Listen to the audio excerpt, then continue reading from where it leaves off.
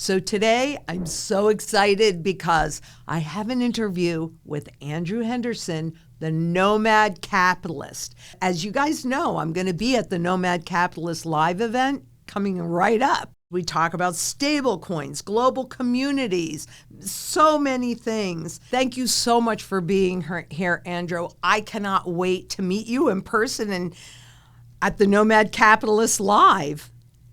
It's going to be great. Yep. So we have to start out, why is it important to be a global citizen? Well, growing up, I my father taught me the five magic words: "Go where you're treated best." And I think right now you look at where a lot of your audience is in the Western world, and it's got a lot of problems. You've got political violence that's really bad now. Yeah. You've got, the financial situation with the debt and how everyday people are living is not good, and you're starting to see that turn into kind of political fodder, where if you're an entrepreneur, if you're an investor, if you're a saver, you are increasingly going to become a target. And my perspective has been for a long time. I grew up watching politics as a young kid, and I would watch people fight their entire lives, and maybe they would get something done, but generally someone would spend their entire career and they would accomplish. They got one bill through Congress, or they got one hallmark thing done. But at the end of the day, the country, in our case, the United States, where I'm from, was it really better off? The momentum of the United States has been going in the wrong direction probably since about the time I was about 10 years old. Over the last 30 years, it just keeps getting worse and worse and worse. And I think people have this idea that because it was always good, and because it's burnished, the marketing is burnished into their minds, after the war and all the stuff that you talk about, how the U.S. kind of controlled the rest of the world, that'll never change, and that's all. The world is changing, and so my philosophy is you've got to look out for yourself. The politicians aren't looking out for you. I hate to say it, the other 300 and some million people in your country aren't looking out for you. They're looking out for their own interests. And you want to look out for yours. And I think that there are places around the world that, whether it's economic values, tax values, business values, social values, dating and relationship values, there are places that align with you much better. So why sit at home and spend your entire life being angry and fighting and draining yourself and not giving the world your gift because you're fighting? Why wouldn't you become a nomad capitalist, go where you're treated best, and find the numerous places around the world where you know that you're safe so that you can have a gift? And I'll say this, whatever you think about Gaza, whatever, Sudan, whatever places around the world have problems, what I think to myself is there's people in these places that have, some of them must have a great gift, and they can't give that gift because they're focused on survival. I think a lot of people in the West right now are focused very much on political and even increasingly economic survival. And they're not able to give their gift because they're not going where they're treated best. Yeah. But unfortunately, we're on a fiat money, a government stated value system. Are you finding in your experience that there is any country that, or any place that would be more open to a sound money system, which is based on, it's a level playing field? That's the biggest problem that I see, is that in the fiat system, the government debt-based system, winners and losers are chosen. And, unfortunately, the U.S. dragged everybody into this system in the 70s when we went fully off the gold standard, though it really started before that. So are you finding anywhere in the world that is more open to a more stable monetary system that is definitely more fair, so that those people with their gifts and the voices have that opportunity? Well, what's interesting, one of the things, we're both going to be at my event, Nomad Capitalist Live. I have more speakers than ever coming from Africa because it's a place that I'm investing more in. And if you look at what's happening with a lot of those, companies down there, people are increasingly using things like stable coins. They're increasingly using various, cryptos. to pay for things. I mean, mobile money was always a thing. So, I mean, there are big banks, of course, across Africa, and they're increasingly Pan-African banks. But you are seeing people choose a different system there. Obviously, El Salvador has jumped on Bitcoin standard, and we have Miss Universe El Salvador actually coming. She's a big advocate of Bitcoin, and she's going to talk about that. She's one of the people that really pushed that there. But I think beyond that, you have to look at the culture. And so I understand that there's the Genius Act in the United States, and they're bringing in stable coins. Now the talk is, they're going to use that just to put the debt. They're going to replace the foreign buyers of the debt with the crypto buyers of the debt, with the treasuries that support the stable coins. I think it's a different situation than when I go around the world and I see people. I was just in Hong Kong, for example. I mean, people there, cash is accepted. Gold is a big thing. I went to one of the great gold vaults. I mean, you have so much gold wealth in Asia and, countries like in Central and Eastern Europe, they believe in gold, and people believe in gold, and people believe in using cash. And I was also in places in South America in the last month, and people are big believers in cash. They don't want to get rid of the cash. So now that's fiat cash. But, to me, there's a culture where, and all the time I've spent in China, going back 16, 17 years, it was fascinating to me how distrustful everybody is of the government. That's a fundamental step where maybe they're not going to change it, but they're going to work around it. And I think it's a very different approach than what you see in the West, where everyone's fighting. If we only vote the right guy in. Well, I'm not saying I agree with the political system in China, but when you can't vote the right guy in, you just figure out how to go about with your life. And the Chinese have been big, buyers of things that we talk about at Nomad Capitalist, second passports.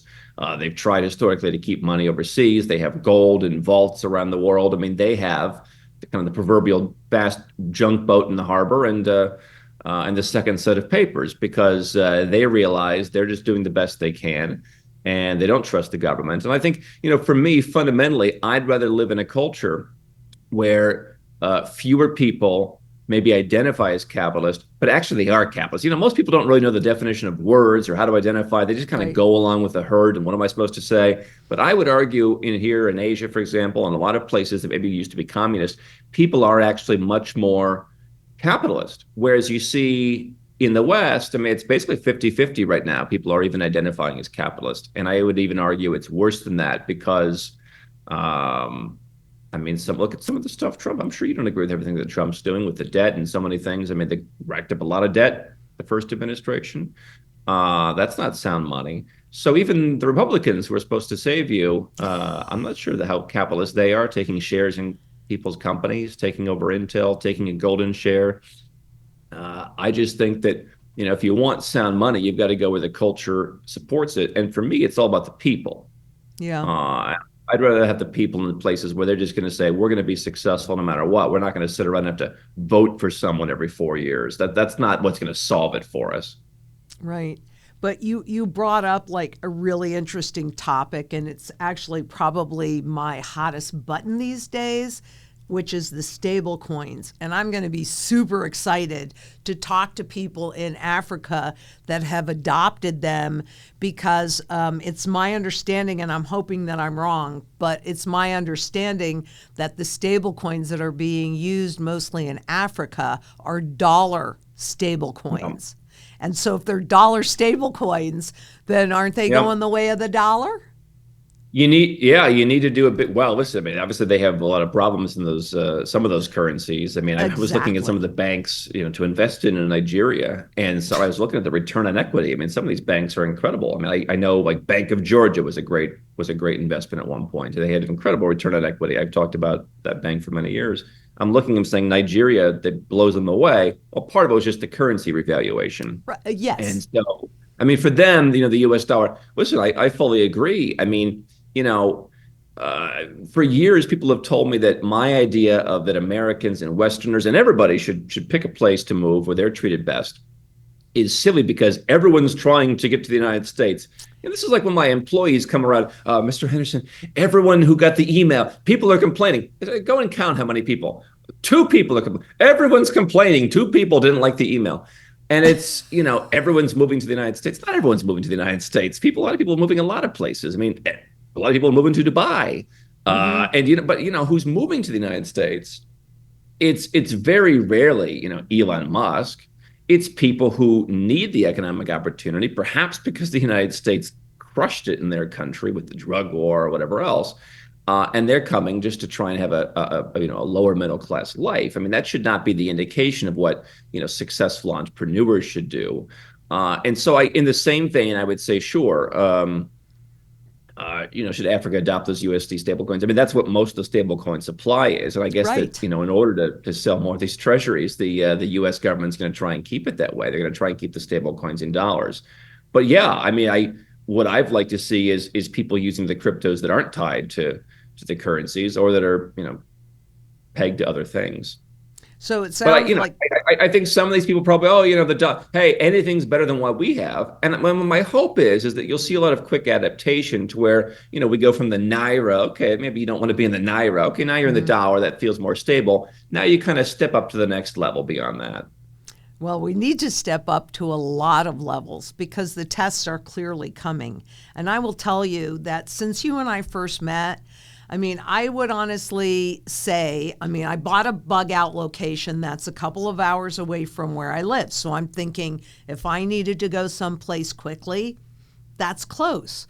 But with a lot of the things that I'm seeing these days, it's making me rethink that position. And I'm that's one of the big reasons why I'm excited about. There are lots of reasons why I'm excited about doing this event, but that's one of the reasons that I am excited is to look at those possibilities because, and I've had so many people ask me over the years about moving to South America or moving here or moving there.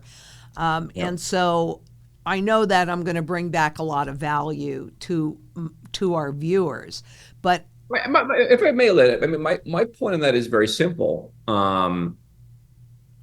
People should be looking at going where they're treated best, not moving, right? I mean, people come to me all the time. Oh, I want to get a St. Lucia passport the way you did, Andrew. It's like, well, okay, you should get a passport portfolio that gives you personal sovereignty, that gives you the ability to travel, that gives you the ability to continue to do business around the world and live and all those things in peace. People want peace. yeah, And if you're from the United States, I mean, I think you're going to have a harder time doing business and banking and investing around the world and even being received around the world. I mean, I'm really starting to see some of the geopolitics. I mean, Americans are going to be less welcome.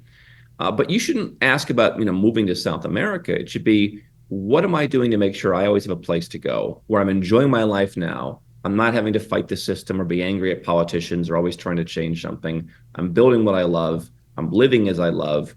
But I always know there's the next place to go. And so, I mean, I have homes around the world. And I'm trimming that down a little bit. But, for me, you want different places to go that, again, serve you personally and also serve as a strategic buffer. And I think people are sometimes too focused on the strategy and not the result. well, one of the things that I'm really keen on, though, is community.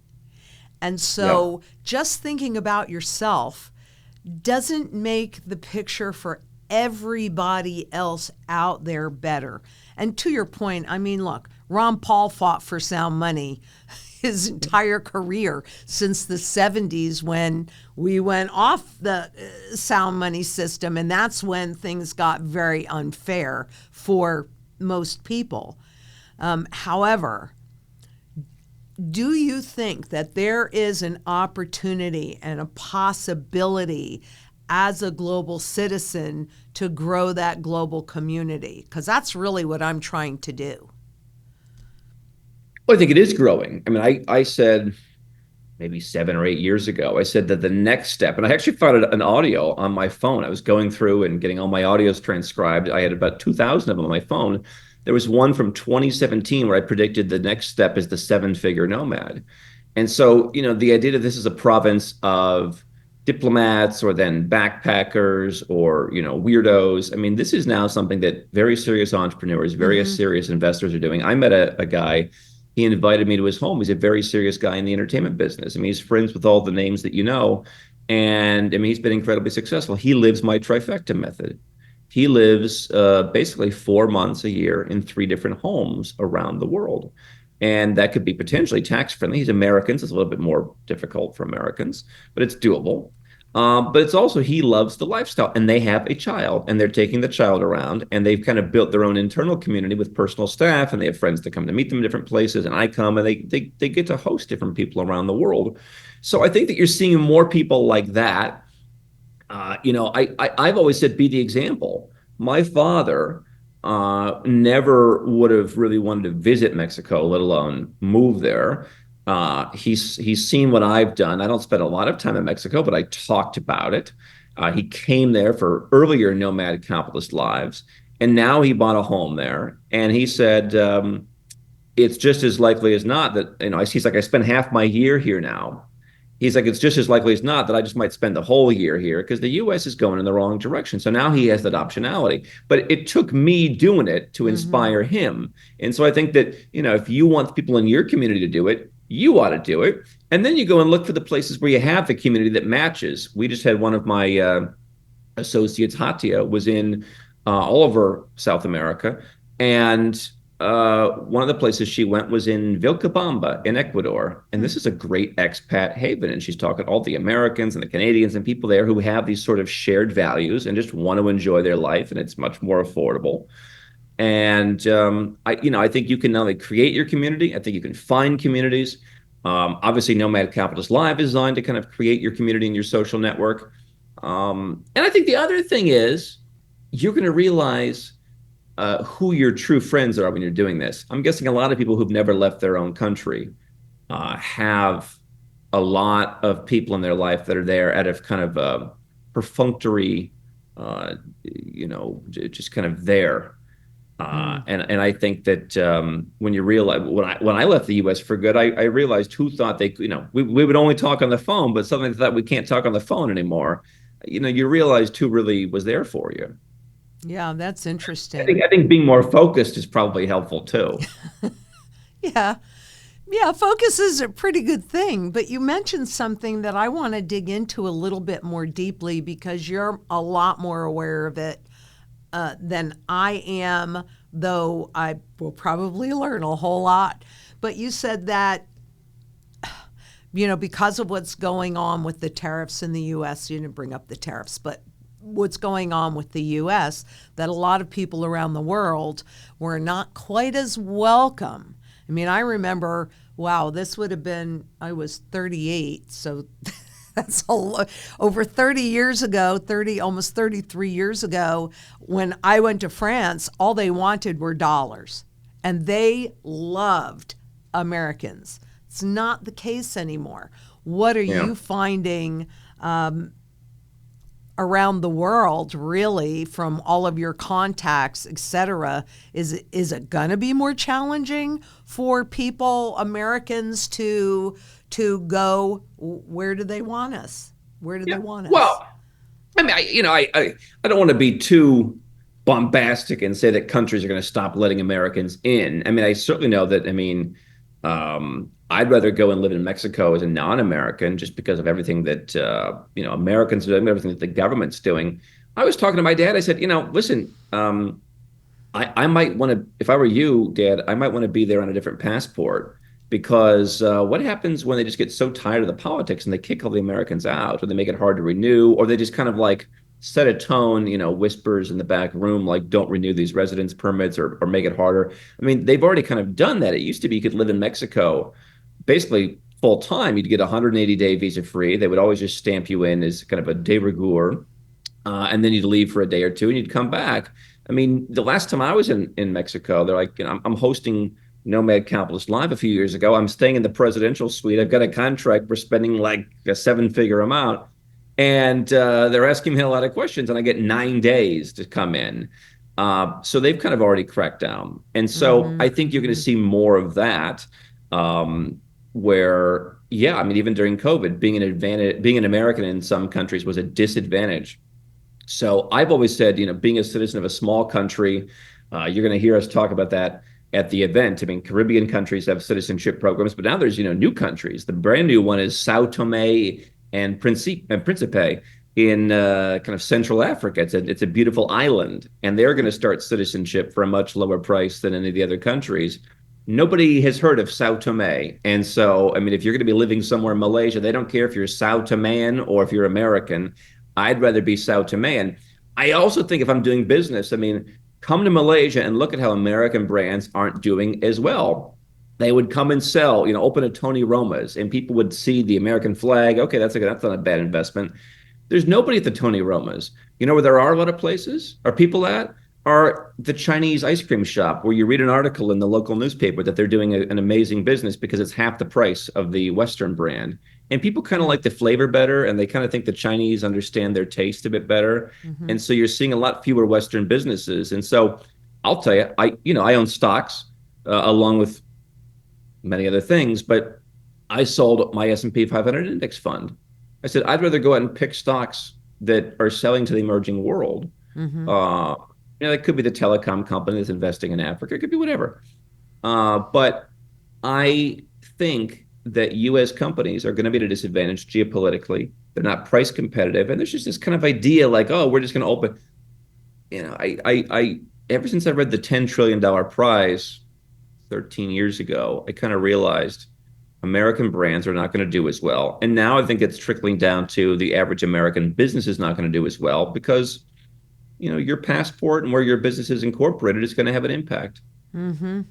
That's really interesting. Well, so how easy is it for someone to get multiple passports? Well, there's numerous ways to do it. I mean, we have Steve Wozniak coming to the event. I mean, he talked I know. about a story that I've had a similar experience. He said, basically he got introduced to the president of Serbia, and the president of Serbia said, we like what you're doing. I'm able to grant citizenship to people. It's constitutional power. We'd like you to become a Serbian citizen, become our ambassador. And so I think Steven Seagal got that. Adriana Lima got that. That's something that if you're going and starting a business or doing something interesting, that's a way to do at the top end. I mean, Kevin O'Leary became a UAE citizen. But, for the average person, I mean, you can check your family tree.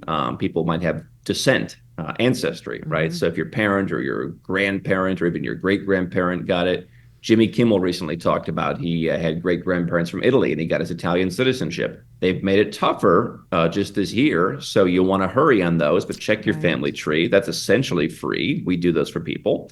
It's kind of just government fees, service fees. You can get citizenship by investment, what I mentioned in the Caribbean, where you're making a donation. There's new countries popping up like Sao Tome and Nauru and all these very far-flung countries, Vanuatu, where you make a donation, you get citizenship. People who want a country with more heft, Turkey, you can buy an apartment in Istanbul or down on the coast somewhere in Bodrum or Antalya, $400,000, they give you a citizenship. And you can sell the property a few years later. So there's all these opportunities around the world. There's also residences. If you just move some money, you talked about, I think if you have to hold some dollars, at least hold it perhaps in a pegged currency where you're removing some of the geopolitical influence, like the Emirati dirham. And so if you put some money in their banks, they'll give you a golden visa. You can live there for a long, long time. And it's obviously very tax friendly. So, there's just so many ways to do it. We've got a database of over 100 different countries. Some of those programs aren't that interesting. Obviously, most people are doing the same 12 or 15. But what we're seeing, we just were featured in Business Insider, and they asked, what are people buying? And we're seeing fewer people interested in Europe and like European golden visas, more people who are following my lead, and they want South America, they want exotic places, they want the future. Yeah. And so, in my mind, one of the things I'm going to mention on stage is if people aren't laughing at you, you're probably doing something wrong. People are now laughing at me that I'm saying I want an African passport. I've had an African passport for 9 years, and maybe I'll get another one or two. I think Africa in many ways is the future. And people laugh. They laughed at me about Georgia. They laughed about Cambodia. And now everybody's going to those places. Mm-hmm. And so you want to find a place where probably people are going to laugh at you. And I think people come to Nomad Capitalist Live because most people that they talk to in their day-to-day life laugh at them. And they want to meet other people who don't laugh. But there's lots of ways to get citizenship. And so to answer your question, if you're not Steve Wozniak, and if you don't have a family tree, you can invest in, you could get 12 passports in the next year if you wanted to. They'd be pretty duplicative. You could also pair, one or two or three of those with maybe moving somewhere that gives you citizenship after X number of years, for example. Cyprus or Ireland are tax friendly. Uruguay in South America is tax friendly. I mean, so you could live in those places, reduce your tax bill, and then work towards a pretty good passport. So there's a lot of combinations, but I mean, I hope by the time it's all over, I'll get up into the double digits. Well, I think that's really interesting. And the other thing that is really interesting, do you still maintain, or you don't have to say this, but I'll ask this a different way. Yeah. When you are a U.S. citizen, the U.S. is the only country that no matter where you are living and working and earning money, you have to pay U.S. taxes. So do you give up your citizenship, or can you get a dual citizenship, even maintaining a U.S. passport? Or Yeah. So, I mean, the US is the country that has full scale citizenship based taxation. There's some countries in the Nordics, for example, that if you're born there and you live there, they make it hard to kind of get out of the system. You've got to keep paying them for X number of years unless you meet certain conditions. But yes, I mean, just holding a US passport, it's the one country that taxes you. I do think other countries in the West have started to talk about it. There's been murmurs in Canada and Australia. I mean, it's going to happen slowly and then all at once, yeah, as the saying goes. So I think every Westerner should be prepared. France really wanted to do it. They were, but you mentioned France. They were pushing, big time to do that last year with taxing citizens. Now, if you are an investor, you're largely screwed. If you are an American, you want to go overseas. If you're an entrepreneur, as I am, you can dramatically limit your lifestyle, and you can do, have kind of a very inorganic, business setup that is structured to dramatically minimize your U.S. tax. There's ways that Americans who have businesses could pay as little as zero, and potentially maybe it's high single or low double digits would be kind of the worst case if you're willing to live within a certain framework. So if you're just investing in Bitcoin or something, we've had a lot of people over the years. They have $500,000. And they're saying it's going to get to $2 million, which is the limit at which point, if you do give up your citizenship, you got to start paying a bunch of exit taxes. And they've said, I just have to bite the bullet, get the second passport. And once I get close, I'm going to expatriate because I have no way to protect myself from capital gains and interest and all that kind of stuff. So passive income is a very bad thing to be an American. My situation, I did give up my U.S. citizenship 8 years ago, and people think it's all about taxes. I paid zero tax, and I have such an international life, and the people that I work with and the people I have relationships with, I probably could have stayed in the 0% camp. But to me, it's just like at a certain point, I haven't lived in your country in a long time. Ironically enough, it was Trump who made things more difficult because he's America first. And if you don't live here, then what's wrong with you? And I just said to myself, the Democrats aren't going to look out for me. They're going to screw me. And now this America first thing, I mean, that doesn't sound very positive for a guy who doesn't want to live there. Like, I don't owe you, I'm not your property. I don't owe you an explanation for why I just genuinely don't prefer living in your country. At the time I was a single guy, and it's like, yeah, I'm probably with a Russian or a Colombian or something. Like, I probably, and they're gonna have a hard time coming here. Like, why? Why do I want to be the property of a government that acts like they get to control me no matter where I go? I give Trump credit. He did ease a few restrictions, mostly on big corporations doing business overseas, but it trickled down to everybody. So I've got friends who do business in Asia, and their lives are a little bit easier now, but the taxes are not. And I just think, like, this is the one area where I always disagree with my dad. He said, oh, you can get the foreign earned income exclusion. You can make X amount of money tax free. And isn't that enough? I don't know. Why should my government dictate how much money I make? In the same way that I wouldn't want to be a South Korean citizen that's told I can't go to 12 different countries because I'm their property. No, I'm not your property. So I did give up my citizenship for that reason. And I think that over those last 8 years, both Biden and Trump's actions have made me realize I made the right decision.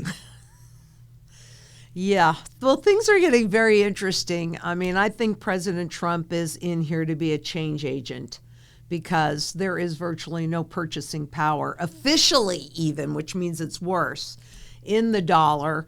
And what's always been interesting to me is when I go in and I make a comparison, pick a currency, any currency, and I'll look at it against the dollar, and then I'll look at it against spot silver, and I'll look at it against spot gold. And the dollar performs the worst. Yep. Absolutely performs the worst. I mean, if you look at the stock markets this year, like the Greek stock market, I mean, Greece, listen, I love spending summers in Greece. I'm going to Greece now in the summer, and I'm having a very nice time. But this is not an economic powerhouse by any means. The Greeks, their stock market's up something like 70% in dollar terms. Now, it's up a lot because Europe is coming back, because the US is pulling back. But it's also, the euro is done. Now, you and I think, okay, the euro is stronger than the dollar, fiat currency versus fiat currency, big Yeah. deal. You should have been in silver this year. But Greece, imagine when Greece is beating you by that much, you've got some problems. Well, especially considering where they were just a few years ago with the sovereign debt crisis, and looking at the euro and the eurozone. I mean, I'm not seeing any advanced economy that I think is doing particularly well. It looks to me like they're all falling apart because the monetary system has to shift. It's over.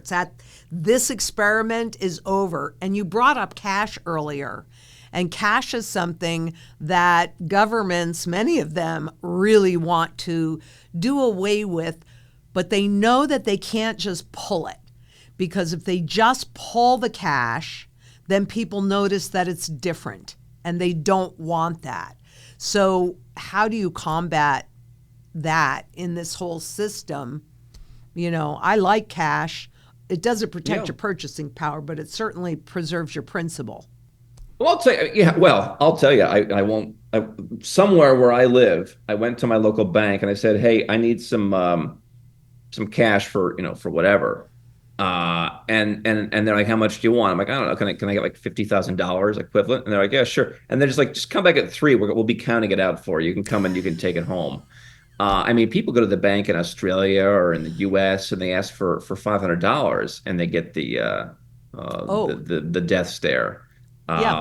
And so, I mean, I've said for years, I've been in Hong Kong. You go over New Year's, and I mean, they have to literally bring the cash like from behind the glass, like around, like on a what's a trolley, or what do you call it? Where you push the cash outside, like big things of cash, because people are giving cash. I mean, to me, it comes, and I've said this from day one, it comes down to the culture. When you have politicians who have told you your entire life the advertising equivalent of Coca-Cola for a country, and it's in your mind, freedom, we're free, we're free, we're free. Nobody even knows what the hell that means anymore. What does it mean we're free? Again, free. I argue Americans don't know what capitalism is, because No. 75% of Republicans say, yes, we support capitalism. I didn't think capitalism was taking a golden share as a bribe to allow companies to merge. And but when it's your guy, suddenly you don't understand. It's sensitive, and the Japanese, they're nasty. Listen, it's either capitalism or it's not. You don't really support capitalism, Right. And so the politicians know that they have that freedom. Whatever they do, we're free. We should celebrate our freedom. And so We they are have free. that. They also have this idea that people really don't think things change.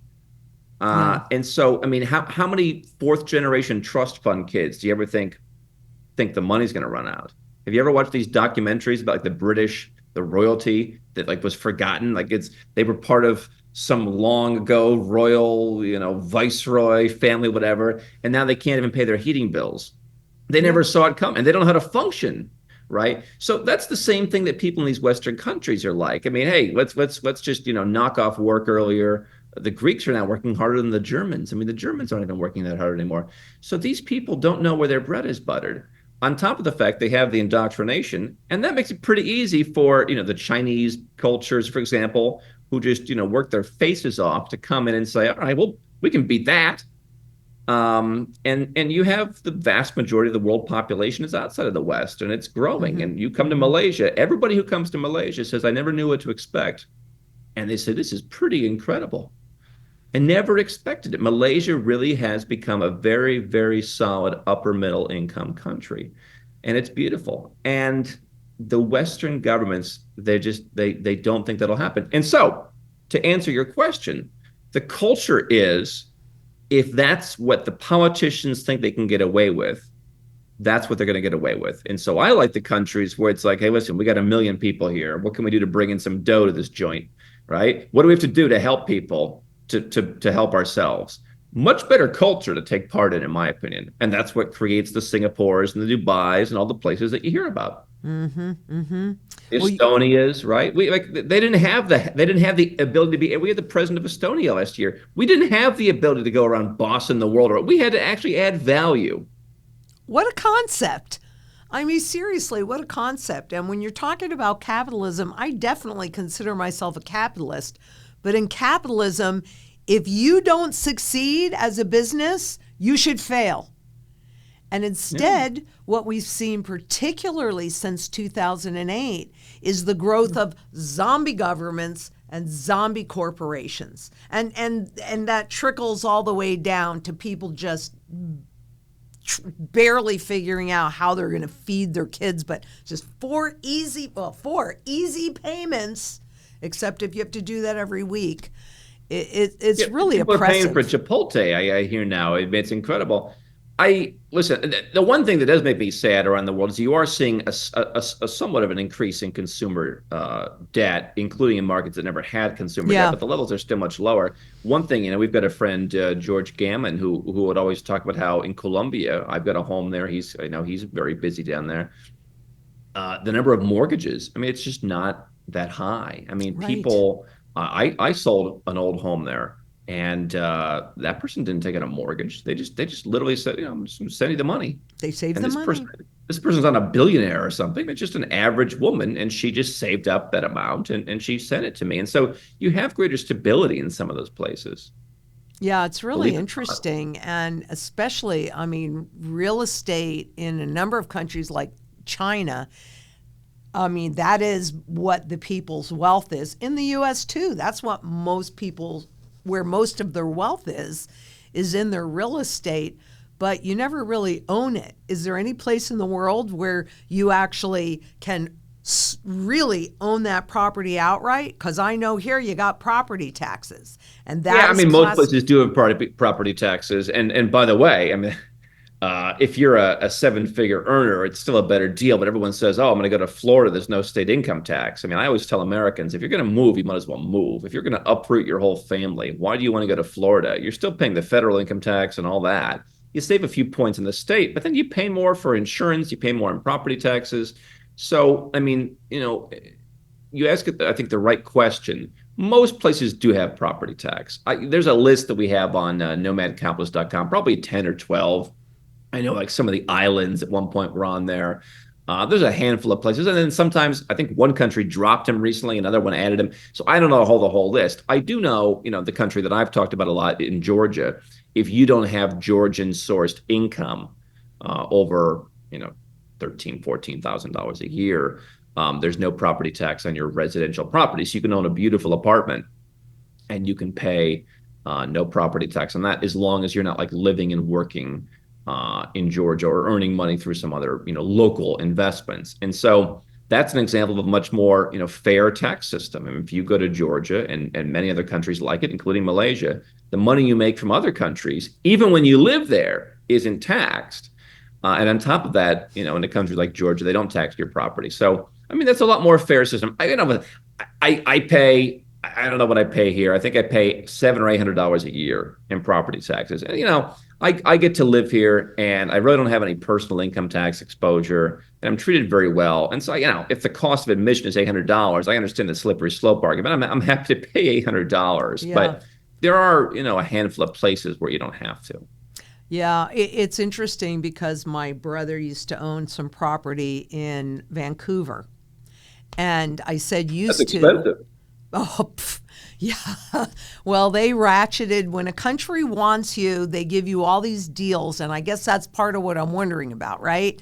But when they decide that they don't want you, his property taxes were 6 figures. And so he basically was forced to sell. What are the chances of something like that happening, do you think? Because desperate countries do just desperate things. And when they need income, Property's It does depend on immovable. who does it. I mean, in some countries, like I think, like in Georgia, it is more of a national. I mean, people in the United States are used to, oh, I have the city and the state and the federal. So it depends on who does it.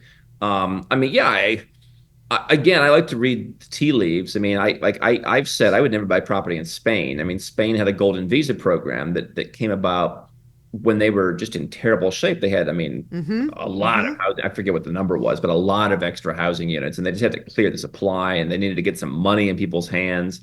And they said, okay, come and buy a property, and we'll give you this golden visa.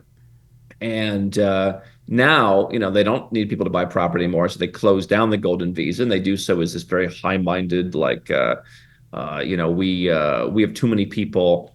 Okay, fine. I mean, I get that's a kind of a very popular opinion in many places, but I happen to like the places like a Malaysia, like a Singapore, like a Dubai, where there's just kind of a baked in culture of we're here to welcome people. I mean, Malaysia to me is the United States of Asia without the bad parts of the United States. You've got multiculturalism, you got the great food. I mean, you have all the different things that make a country, in my opinion, great without the heavy-handedness and all that. And so, that's kind of baked in. I mean, we just get along with people, and What a concept. can that change over time? I guess. I do know that people, in Malaysia, some of them were suffering during COVID, and yet, I think things went back to where they were. I mean, people are welcome, people are respected. I mean, Panama, UAE, Malaysia, Philippines, Thailand, even. These are places that, from my business in the immigration world, they always have numerous different programs. It's like when a language, they have like 7 ways to say yes. It's like they're a culture that's more used to saying yes and being agreeable, I've noticed. And when you have, 5 or 7 or 10 different immigration programs, you're a country that wants people to come and you're open. Meanwhile, I mean, there's still people who are waiting for certain types of U.S. green cards that have literally filed their application in the year 2000. Yeah. You know? So, I mean, I like places that are moral. I mean, that culture speaks to it, and you're not going to get it perfectly right, which is why you diversify. I'm not saying to go all in on Malaysia. Yeah. What I'm saying is I think that there are soft indicators there. Mm-hmm. Mm-hmm. I, I think that this is such an intelligent approach. And I can't wait to meet you in person. And I can tell you that our whole team is basically chomping at the bit to get on the plane and to come to the Nomad Capitalist Live. We are so excited. Andrew, thank you so much for being here today. There's so much Thank more you. to talk about, and maybe we can come back together after the event, because I'm going to have a lot more questions. And I think that your work is very, very important. So I really do want to thank you for the opportunity and for being here today and for helping me become more of a global citizen. Well, thank you, and I appreciate that. And how can people find your work and find you? People can find us at nomadcapitalist.com. You're not supposed to do this on the podcast, but we're a little avant-garde here, right? Yes, we are. We like to do, we're rebels. So this is the book. I'm working on the next book now. It's probably going to be a couple of years because I'm, got a lot of things going on. The next book is going to be called, well, I'll tell you later, but it's going to be about leaving the United States and what that was like. But this is the book called Nomad Capitalist. It's on Amazon that kind of gives you an introductory view of all the different things that I talk about and how it all works together. Because I don't want you just to get a passport. I don't want you just to open a bank account. Maybe those can be first steps for some people to kind of get the juices flowing. But you can get the book. You can go to nomadcapitalist.com. You can come to the event, nomadcapitalist.com/live. We do that every year. And then we work with people who are, the 7 and 8 figure entrepreneurs who want our help to actually implement these strategies, because we're meeting people, all over the world for the last, 15 years that help people actually accomplish something. So that's what we do as a bespoke service. Well, I'm excited for everything that, I mean, I have no idea what this is going to be about. And I cannot even tell you how excited and happy we are to see you soon, very soon. I'm looking forward to it. Absolutely. Well, I hope you guys really got a lot out of this, because I certainly know that I did. And we'll meet again after I come back, and I'm going to tell you all about my experience there, and let's see what we can do together. So, for everybody out there, until next we meet, please be safe out there. Bye-bye.